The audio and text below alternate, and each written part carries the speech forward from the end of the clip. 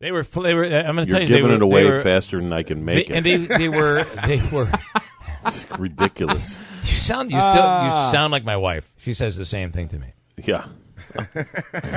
I have to support this radio habit of yours, for God's sakes. Will you stop spending money? Anyway, I want to say this. I thought this was quite interesting.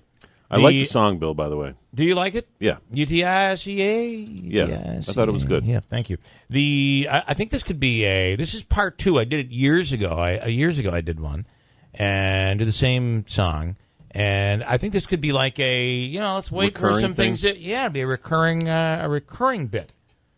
Okay. Well, Bill said earlier that if you get on his nerves this morning, he's going to do a song HOIBA. You know, I would challenge him to do that. There's like feedback going on. Yeah, it's my headphones. I think I'm losing my hearing. Why? Okay. You only have it on full blast. So you can hear the show. A few more zeros added.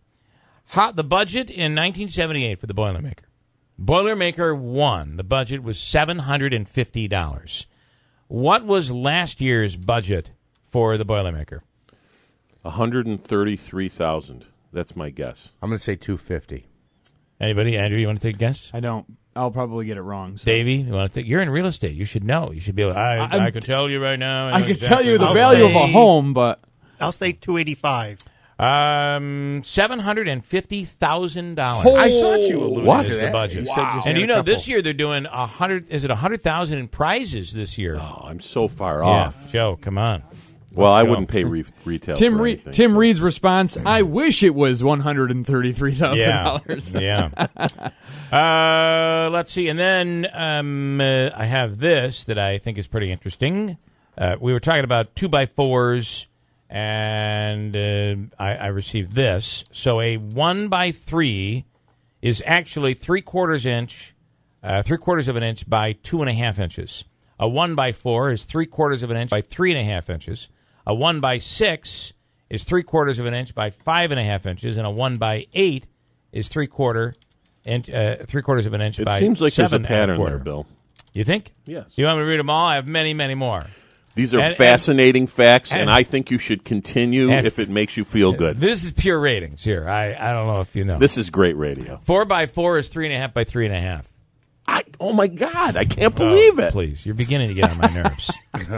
Beginning. All right, Joe, what do you think? You talk a little politics. I talked about this right off the bat yesterday morning and said that I think that the Democrats have a serious problem, that they're just trying to continue to shovel things into shovel things down people's throats. And I by that I mean Hillary. They knew she was going to be a difficult candidate, but they still plowed forward. No, you're going to like her. And it was an anti-Trump message, not a pro-Hillary message. Now, Nancy Pelosi, don't you think it's time for her to step aside? She needs to go. Needs to go. And that's what they're starting to hear now. I think that just talking, again, I'm a Republican, so anything that I would say, I'm sure would, I guess, be viewed as being somewhat biased. But, looking at it, and just analyzing it on an objective level, it just seems that the approach that they're taking in many of these, many of their efforts over the past the past year has just been so ineffective. Yeah. And I just don't think they get it. It's about, I think you need to get to the middle class. It's not about the extremely wealthy, and it's not about the extremely poor at this point. It's about the middle class. It's about the working class. And they need to come up with a message and some proposed programs. What's the message right now? What is the message? I don't know what their message is. But I don't think. But again, I don't think it's a referendum on the president every time they have a congressional race. That doesn't. That's just hollow. If there was a win, they could point and go, "Oh my goodness, the people hate Trump so much that they voted for a Democrat." But I think the races are tight, so but the Republicans continue to win. The big issue is going to be when the Senate passes the mystery health care bill, what's going to happen then? And obviously the House's version of the bill. Well, even the president's saying it's mean, but this one is going to be loving. Well, he celebrated I guess he celebrated it because it was a legislative victory, right? It was a victory. So to speak. Yeah, but yeah. I want to switch gears, and the Supreme Court has had a couple of big decisions, and one of them the other day was this group, the Slants. Is that the name of the group? Yes. And it was thought that was a negative on the Asian community. So offensive names cannot be trademarked. And the Supreme Court ruled, oh, yes, they can. Surprised by that? No. Which also could have big implications on the Redskins. It could. It will, I think. I want to ask you about the woman in Niagara Falls who was arrested. When a police officer drove by, she flipped him the finger, and she was arrested. What are your thoughts? I don't think that's a good arrest. Apparently, there is a law in New York State which says a person is guilty of disorderly conduct. Well, this is the disorderly conduct part. But there's a law in New York State, I got to find it here, that actually says that if you do something offensive, such as flipping somebody the bird. It even says that in the law? My God. No, it says, is that one I of believe it says Grippo's? obscene, and the interpretation. Did you just say what I think you said? No. Did you just say, is that one of Griffo's I didn't laws? say that. Wow. Wow. Oh, man.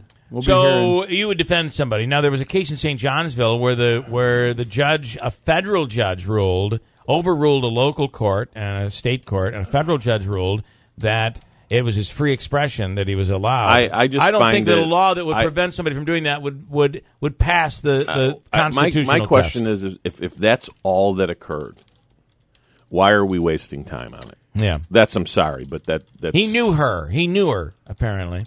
Yeah, Joe, I wanted to ask you, to me... The cop knew the woman. To say someone's flipping the bird, okay, that's one thing. But now if a cop drives by, in this case, and she flips him the bird, to me that's different than... you have some interaction with an officer and you're in his face, double fisting, flipping Well, that's him different off. because now you're arguing or fighting with him and creating a disturbance. That's different.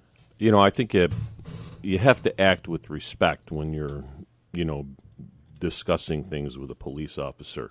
But I think if somebody's driving by and, is it nice? No. Would I like it to happen to me? No. But...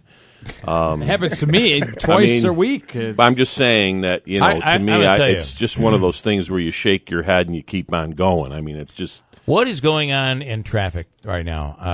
The sun is shining. I think maybe it was May because it was so rainy and so cold and so dismal. People have gotten frustrated, and they're flipping the bird left and right now. And I got to tell you... In Utica, the lights aren't synced. I can tell you that right now. It's the frustration. You're stopping. People are stopping. They don't adhere to the passing lane and driving lane people theory. don't know what yield means. We have to have a yield test. A yielding thing is going on. And I got to do it again. Some people driving under the speed limit. You got people driving over the speed limit. It's just. I want to take you to the Yanandasas, okay? And great. You are going to buy? You're going to learn. I don't have an account there, but you do. Oh. You're turning left. There's the two lanes where you then turn left onto 12B at that intersection. Yes. Okay? Yes, I know the exact ones. I drive that intersection almost every day. And I never go down. I never go that way. I avoid it as often as possible. I'll drive down and take through the maze. There's a maze behind Ponderosa. Right. Anyway, and you'll get out before that light. You'll turns. get out before the light. You will. But I'm going to tell you this. I'm a fanatic with this. So if I see a long line of people there, I know the light's going to turn green in a second. I'll go into it. Right. If there's no one there, and you see, it just turned red, right, and you're going to wait there for a while. Anyway, the way this works, you have two lanes merging into a left lane. Correct me if I'm wrong. I took a defensive driving course. I don't know if you know that. You did? Anyway, when you turn left, I would assume the car that is in the natural lane, if that's what you would call it, would have the right of way. So that car gets to go first. Really what happens is it's a race to the finish. The first one out, and then you rotate, right? You would rotate back and forth. Well, that's how they normally do it in normal places. Not here. No. I'm going to tell you something. There are these group of girls, and they look like they were in their 20s, and we're following through. Everybody's doing the right thing, one after another, one after another. And it was my turn to come in. I'm in the right lane. Right. It's my turn to move in. She hit the gas and started to come right up behind me. And I continued to merge and continued. You're either going to hit me. Who would have been in the right and the wrong there? Probably you. That is not true, Joe. Tell us the truth. Well, you're right, Bill. Thank you. The other people would have been in the. I will say this. You're his lawyer. You have to say that. And the flipping off was a flipping fest. Was it a full car flip off? It was there were if eight, it was eight of them. It was a full car flip off, Bill. You succeeded. 8 fingers. I'm like, you could be arrested for this. What you're doing with those fingers? Multiple counts. Multiple counts. Penal law. And they were can't all believe it. The bird in the Four- fourth degree. 4 females, double fisting. I mean, Bill, you're probably your mother wouldn't approve of this. You're probably not known as an aggressive driver, and I am a progressive driver. No, I understand. I'm just saying that ever since you took the defensive driving course, it helped you because you number one, you started thinking about things like the what would you call it, the alternate entry. Who's in the right, who's in the wrong, right away. And then all of a sudden, and then all of a sudden, it's kind of like a boxer. They train you to do certain things, and then when the heat gets put on, you automatically revert to your old style. Well, I might have a little bit. Here's Which the other. is true. Here's the other spot that bothers me. But I agree with you. That is a terrible location. Something has to. That if there was ever a spot for a roundabout, that would be. I think that might be the worst. One of the worst intersections. That what one, are we talking about again? This is the one out in front of the Onondagas with all the different. Right, Onondagas. You're heading towards the. That's actually a 12B. perfect place. Killebrew. That's actually a perfect place, probably for a roundabout. For a roundabout, yeah, I would agree. love to just sit there and film the people driving through the roundabout there. Oh, I know, especially because it would be fantastic. What am I going to do? Okay, the other exit, the other place that bothers me, and we're going to have a conversation with Jim Piccola. The other that bothers me is when you're coming. I know what you're going to say. You know where I'm talking about. So why don't you tell me? Well, which would you be coming from? You'd be coming from Utica. Washington Mills. Oh, yeah, okay, but you're going... Okay, so let's say you're coming from Utica, heading towards Sangertown on 812-597. Oh, that's a bad one, okay, too. Yeah. But that's you're getting off... That's where the tanker flipped. Right, exactly. Right. But, that's a bad one. But the spot where you're getting off, if you're on 8 and you're getting off to go to Sangertown, no one understands what yield means. So if you're getting There's not off enough room there, Bill. That's the problem. You have to stop. You literally have to stop and make sure traffic's not coming in to get on the exit to get on 8. There's too many things going on. I agree, but I would say a stop sign is needed there. I do too. I think there is a stop sign needed there. Because they don't know what yield means. Yield means you got to wait for traffic. You know what they normally do. And let me tell you, the birds are flipping over there too. No, they get traffic engineers. It's terrible. They need. They probably already have had studies, but they probably need to get a traffic engineer. The issue is where the yield line is and where people think it is. So if you're coming off that ramp, you got to yield back before. Yeah, you have to allow. Have to allow the vehicle on 812. You have to allow them 812.5. You have to allow them to merge over to move into that right lane to be able to get on the ramp, the exit lane, and no one will. And it becomes a fight. It's just a poorly now you got designed. Traffic still coming down that's going forward, doing 60, 70 miles an hour. It's a dangerous intersection right there. I think it's historically been. Yeah. Is there anything else that's bothering you this morning, Bill? Yes, Joe, it's your cologne, and I just want to get it right out there. Oh my God! Here's John in New York Mills. Good morning, John. Good morning. I have a quick question. Maybe this has been addressed already. Say I'm driving down Genesee Street. This happens a lot. Yep. Driving down Genesee Street, not speeding, not doing anything illegal, doing 20 miles an hour, just going putzing right along.